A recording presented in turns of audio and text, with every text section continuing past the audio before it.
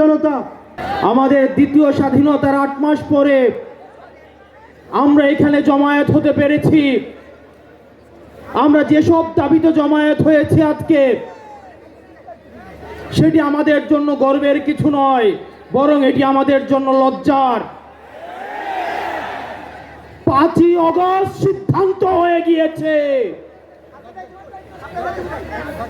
হাসিনার পুনর্বাসন, আওয়ামী লীগের পুনর্বাসনের প্রতি সারা বাংলাদেশের মানুষ রেড কার্ড দেখিয়ে দিয়েছে। ৫ই আগস্ট, ৫ই আগস্টের পরে ৫ই আগস্ট আমরা সিদ্ধান্ত জানিয়ে দিয়েছি, এই ভূখণ্ডে আওয়ামী লীগের আর পুনর্বাসন হবে না। যেই আওয়ামী লীগ আমাদের দাড়ি টুপিওয়ালা ভাইদেরকে বাইতুল মুকাররমের সামনে থেকে টেনে টেনে রাস্তায় নামিয়ে এনেছিল, সেই আওয়ামী লীগের আর পুনর্বাসন হবে না।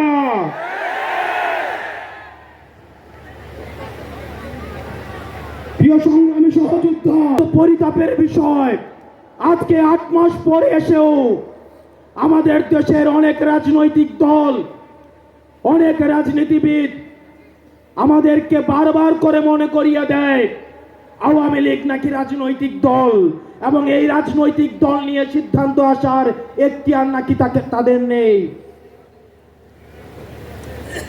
ডক্টর মোহাম্মদ ইউনূস গত কিছুদিন আগে বলেছেন আগামী নির্বাচনে আওয়ামী লীগ অংশগ্রহণ করবে কি করবে না সেটি সিদ্ধান্ত নাকি আওয়ামী লীগের। ডক্টর মোহাম্মদ ইউনূস, আপনি ভুলে যাবেন না, আমরা আপনাকে ক্ষমতায় বসিয়েছি।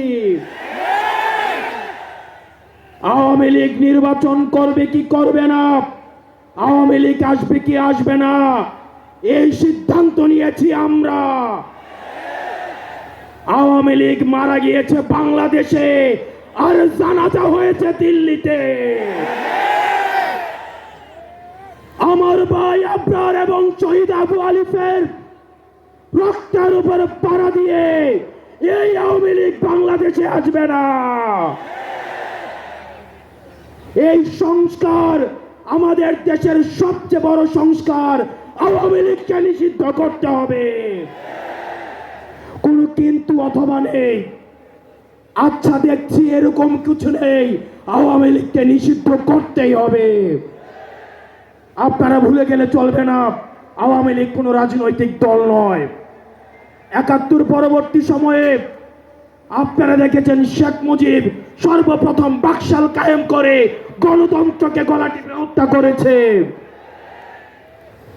এই বাকশালী দিয়ে ৩০,০০০ জাসদ কর্মীকে হত্যা করে সারা বাংলাদেশে কসাইতন্ত্র কায়েম করেছে।